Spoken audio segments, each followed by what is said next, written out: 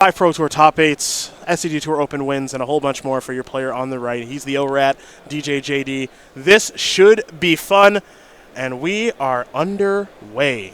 Davis will start things off with a Scalding Tarn. We will go back over to Turtenwald, who picked up, it looks like, a copy of Stomping Ground, which he's playing one of here this weekend. Yeah, it's fairly common out of these black-red Hollow One decks. The one Stomping Ground is kind of a free roll. Ancient Grudge, very good out of the sideboard in a number of matchups. Specifically, being able to discard it is fairly powerful in a deck like this. Turtenwald will play a Blood Crypt tapped and simply pass the turn back over to Jim. Jim going to fall down to 19. He used that Scalding Turn to search up his Steam Vents, and then we'll head back over to Davis, who is on Jeskai control. He did top 8 Minneapolis with that 2 weeks ago. A deck that he is very familiar with. He loves a very controlling strategy, which is exactly what this deck is. Yeah, Owen noticeably not having a turn 1 play, that could mean a number of things. Either he's going to be casting Goblin Lore this turn, or he's being a little slow on his Faithless Looting, which I don't think people do enough. Goblin Lore was the plan there for Owen, got countered by Spell Snare, and as Jim fetches up a land with his Flooded Strand to fall down to 18, talk to me about why you think players should slow roll their Faithless Looting a little bit more. So Faithless Looting is this very powerful card that enables you to do things like play Hollow One for very, very cheap.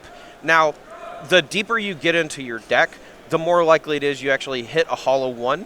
So a lot of times you want to wait till you have a Hollow One in hand before you cast Faithless Looting, not only because sometimes you don't have another way to discard and you need to pay the 1 mana to cast the Hollow One, but also just because it allows you to dig a little deeper for like a Street Wraith or another copy of Hollow One. So it's not always a slam dunk turn 1 play. A Field of Ruin there for Jim. That's land number 3, and now here is a Flameblade Adept here for Owen Turtenwald. He played an Arid Mesa before that and will simply pass the turn back. So nothing too explosive here for our Hollow One player just yet. Yeah, he was really banking on that Goblin Lore to resolve. Looks like his hand has Flamewake Phoenix, Hollow One, and just, a couple of dead cards and Lightning Bolt and an extra land. Lightning Bolt, speak of the devil, it shall appear. We'll take care of Flameblade Adept as we head back over to Davis. Of course, with Jeskai control, as Jim draws an island, the goal here is to point and click, kill all of the things, when eventually with Teferi or Celestial Colonnade. Something that you're not in love with, as I think you prefer to get the games over with a little bit earlier if you can. Yeah, obviously Celestial Colonnade's an insanely powerful card. Teferi, Hero of Dominaria, a breakout modern staple at this point. But they are both very slow. Turtenwald going to search up a basic mountain here on the end step, and now we are going to see Hollow One get cycled. You don't see that often. No, but when your hand is as anemic as Owen's is, I don't think that that's a terrible play. One thing you can do when you're watching both these players play Magic, but certainly the player on the right there, Owen Turtenwald, one of the game's very best is he will play a Tassiger, delve away 3 cards.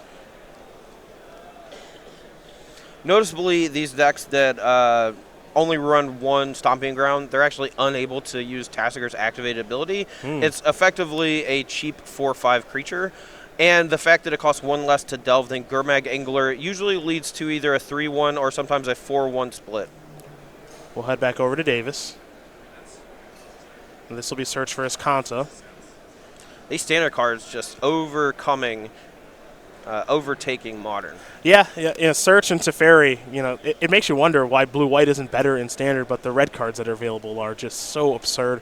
We'll get to that format a little bit later today. Here's a Flamewake Phoenix from Turtenwald. He'll attack with that and the Tassiger. We'll see if Davis wants to use a removal spell on either one of these things. And you see he's actually got a copy of Wrath of God in hand, so he might use a life total as a resource here, Todd. Yeah, I mean, he also doesn't have access to a second white right now. That would either require drawing a land or activating the Field of Ruin. But it's pretty easy to find that land with Search for Escanta. The problem is he wants to conserve his life total. He's thinking about using Lightning Helix here, which he does. But, the choice really between targeting the Phoenix or targeting the face is not an easy one. And obviously Jim thinking that going to the face is a little bit better here. He does go upstairs there with the Helix. Life total is now 15-14 in favor of Davis. He's going to resolve his Search for Escanta trigger. He's going to put Lodging Out into the graveyard. Not a great card in this matchup, especially at this stage. But he does peel off a Plains. You said he could find the white land, and he did. Oh, that's a nice Plains, too. I believe that is an Invasion Plains. It might be Odyssey. I can't recall. Jim looks like he's gotten away from the snow-covered lands, at least for this weekend, thank goodness, as there is a Wrath of God. Now let me ask you this, as he's going to clean up the creatures. In Jeskai, we typically see Supreme Verdict be the mass removal spell. It looks like Jim might be mixing it up a little bit here this week, and he's got one Verdict. Looks like he has one Wrath as well. And we've seen players play one Settle the Wreckage as well. Do you like kind of mixing it up a little bit? I think you might have to because of Meddling Mage. Dang it. I was going to say 2 words, Chris Picula. Yep. Meddling Mage, just an insanely powerful card in that it affects how people build their decks. Having to split Wrath of God, Supreme Verdict, just is a testament to the strength of Meddling Mage. This one, obviously not a picture of Chris Picula, unless, Unless things have changed, which they have not. Here is a Wrath. You're going to see one of those and one Supreme Verdict here for Davis this weekend. I'm not a huge fan of Settle the Wreckage. I would like to see just another copy of Supreme Verdict, I suppose. You pick the one that you think is the best. Obviously, Supreme Verdict not being able to be countered, a pretty big deal in a number of matchups. Wrath of God does have some value in that you can't regenerate with things like Welding Jar, but not a whole lot of things would regenerate in Modern. It'll be the real big fish there in Gurmag Angler. Owen's going to delve away quite a bit of his graveyard. Now, again, that's a large creature that will allow Owen to bring back the Flamewake Phoenix. That's part of the reason he left it in the graveyard. I'm sure he would have loved to get it back this turn to get in those 2 points of damage, but unable to, as Jim is going to resolve another search for his Kanta trigger. He does have 2 copies of Snapcaster Mage in hand, so the longer the game goes, if he's able to leverage those extra powerful spells off of the Snapcaster Mages, and he's able to start getting Escanta going, this is not looking good for Owen, but his deck is very resilient to removal with things like the Phoenix. He'll put Lightning Bolt in the graveyard. Obviously not great against the fish, and Flamewake Phoenix is going to hang around for a while. Electrolyzes the draw. But more importantly, Todd, Escanta has transformed, and that's one of the best cards in the deck when it transforms. Oh, for sure. This deck is built to go long, but it has closing power with things like Snapcaster Mage and these burn spells.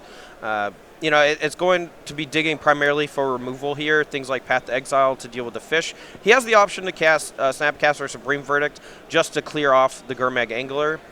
But he obviously doesn't want to lose the Snapcaster Mage because it is a source of damage.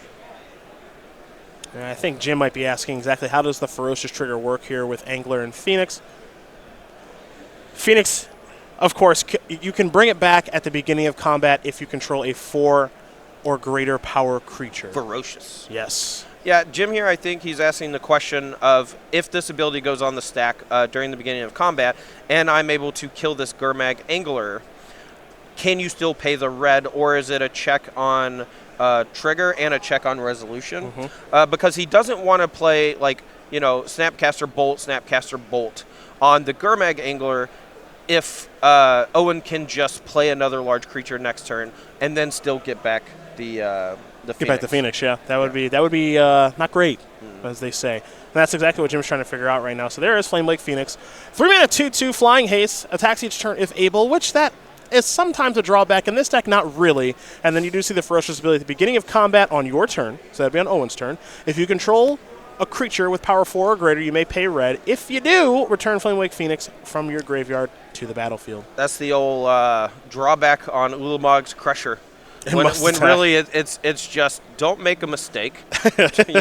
You can't physically forget to attack with this card. The Crusher plays one way. It is there to give the beatdowns. There, oh boy. Look at that Eldrazi. I remember that one way back in Rise of the Eldrazi. Way back over to Turtenwald.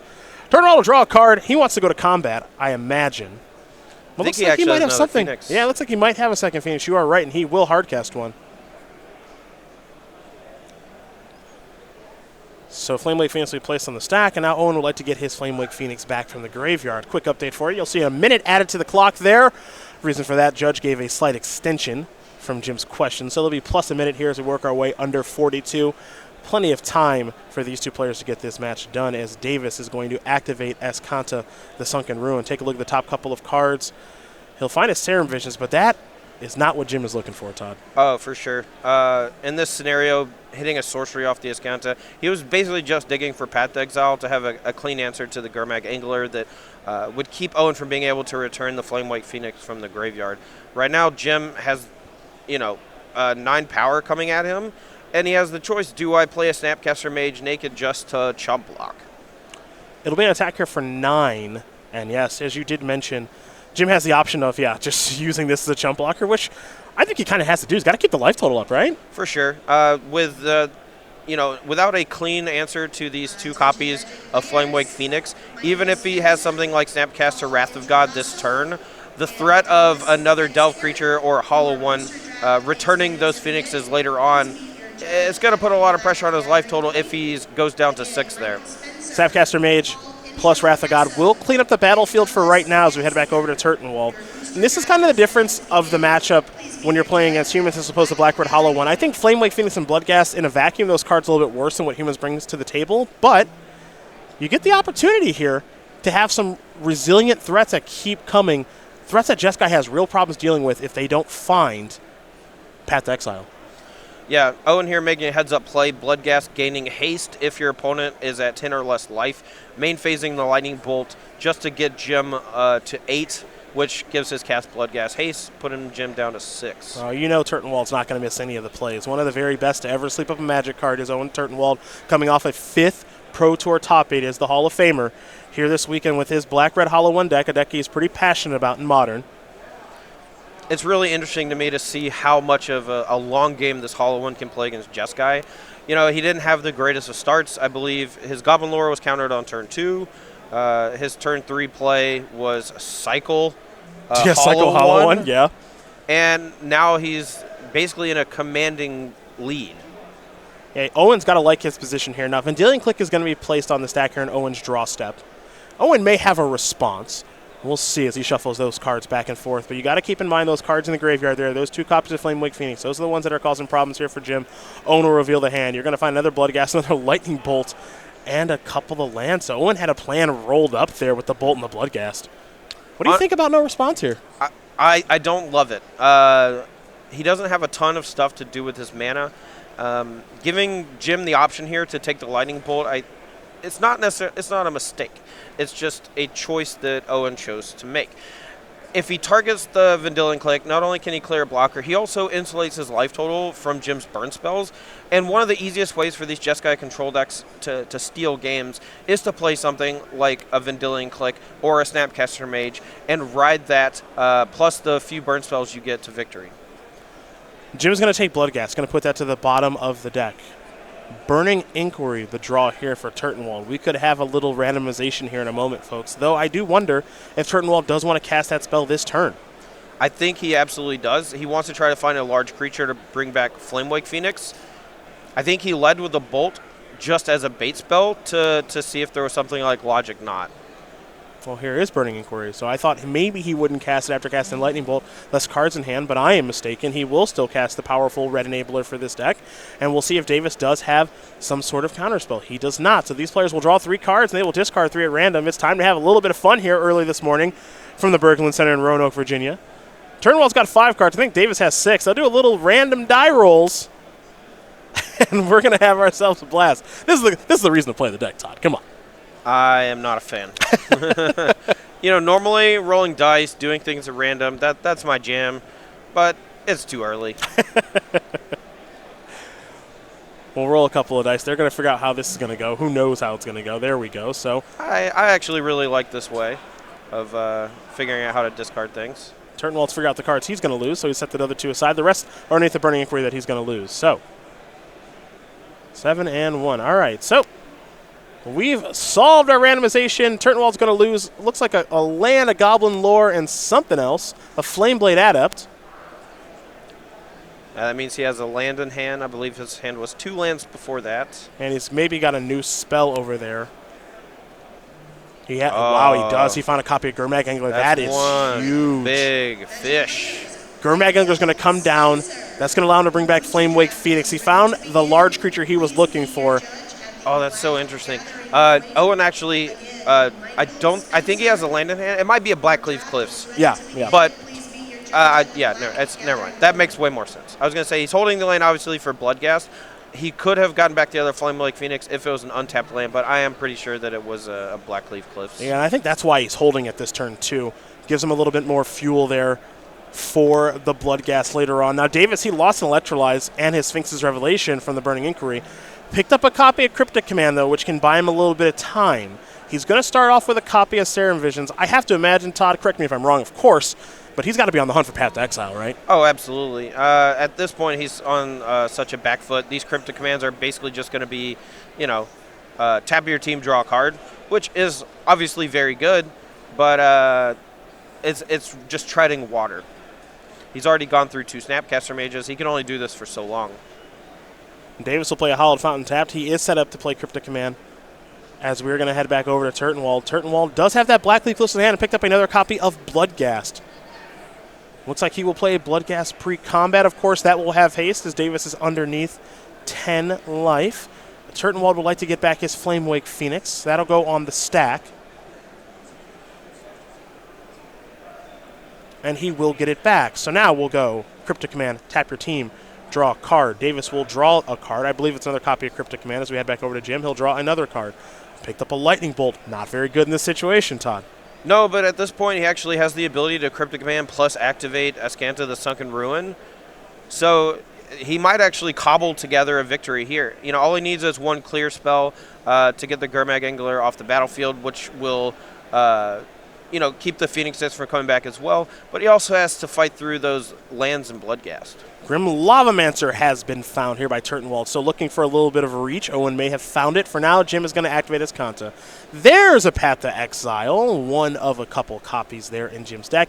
He will select that removal spell, but he's got a lot of things he's got to path. Yeah, at this point, this is where the Black-Red Hollow 1 deck starts to shine in the matchup. You have all these resilient threats that don't die to traditional removal. You have Gurmag that doesn't die to Lightning Bolt, and you have all these 2-power creatures that just keep coming back through in the face of Wrath of God, Supreme Verdict, but also in traditional spell removal like Lightning Bolt and Helix. What's interesting now here for Jim is he's going to play a Sacred Foundry tapped. Is he's got the ability to go Path, Snap, Path, but is that going to be enough? He will start with, it sucks, he's got to start with Grim Lavamancer, it looks like. He drew a Snapcaster Mage. I was wondering why he was main phasing that path, but that makes way more sense. He wants to keep his life total at 5, doesn't want to die to a Lightning Bolt plus the Lavamancer. And Jim here, no Wrath of God in the graveyard because he's already flashed it back once with a Snapcaster Mage. Really needs to just dig for another copy of Supreme Verdict. Turtenwald has picked up a copy of Goblin Lore. We'll see if he has any interest in casting that or if he just wants to go to his attack step.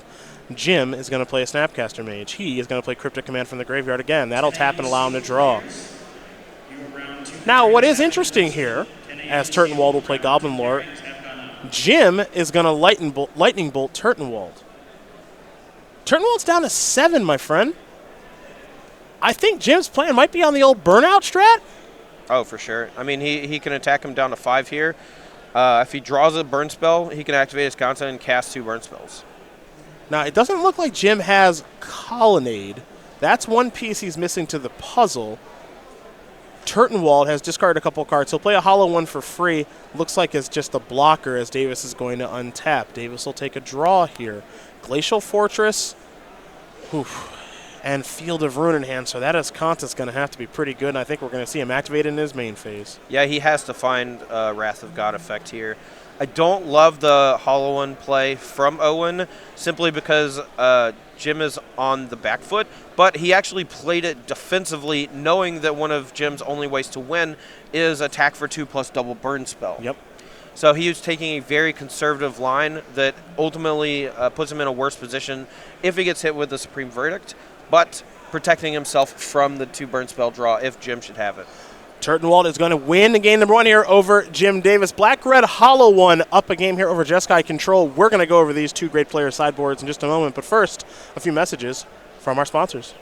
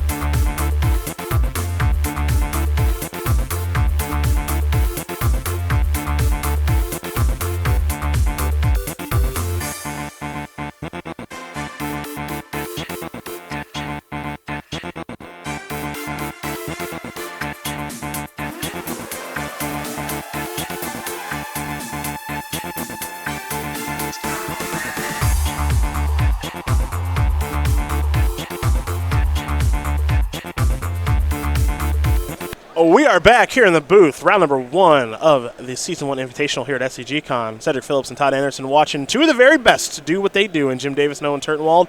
Turtenwald able to win game number 1 here with Blackbred Hollow 1 over Jim Davis. Those resilient threats in Bloodghast and, of course, Flamewake Phoenix, very helpful there for Owen. We'll take a look at Jim's sideboard first. Perhaps he'll want those 2 Surgical Extraction, but he's also got 2 Dispel, 2 Ancestral Vision, a Blessed Alliance, an Elspeth Sun's Champion, a Wear Terranase, a Staticaster, a Stony Silence, a Celestial Purge, another copy of Dealing Click and a Gate, and Generator Explosives. Todd, what do you like here for Jim and why? So Celestial Purge, an obvious slam dunk, a 2-mana answer to some of the more resilient threats in Flamewake Phoenix and Bloodghast due to it exiling is very important. It's effectively a 2-mana Path Exile that doesn't give them a land. Elspeth Sun Champion, I think, very good. A way to not only win the game if you're behind, you can catch up, but also just minusing to kill all the Gurmag Anglers, Hollow Ones, and Tassiger.